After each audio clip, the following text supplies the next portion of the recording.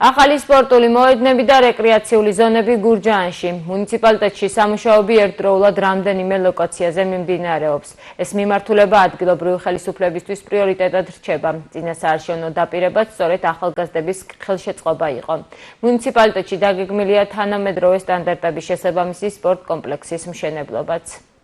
განსაკუთრებით ცხოვრების წესი არის წელს პრიორიტეტი გურჯაანის მუნიციპალიტეტისთვის. საარჩევნო დაპირებაშიც ბატონმა მერმა აღნიშნა, რომ ბევრი სპორტული კუთხით, ბევრი ინფრასტრუქტურული პროექტები განხორციელდება.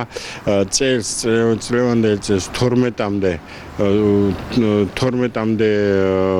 სპორტული მოედნის, სატრენაჟერო სივრცის და დასვენებელი სკვერების რეაბილიტაცია იყო დაგეგმილი. მათ შორის ძალიან ბევრი დამთავრებულია და რამოდენიმე მიმდინარეა, რომელიც ერთ თვეში დასრულდება ან თვენახევარში. სამომავლოდაც გეგმები ძალიან დიდი გვაქვს. 26 წელს გაგრძელდება ეს პროექტები.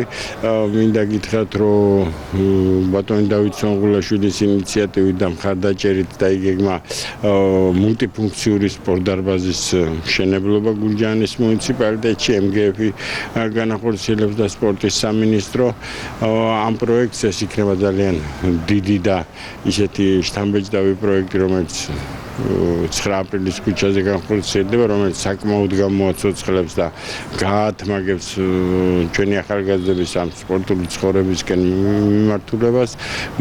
სამომავლო გეგმებით დიდია იგეგმება რაღაც დიდი პარკების მშენებლობა, სტადიონის, ცენტრალური სტადიონის რეაბილიტაცია, პატარ-პატარა მოედნები ყველა სოფელში და ეს სატრენაჟერო სივრცეები და დასვენებელი სკვერები ისევ პრიორიტეტად რჩება.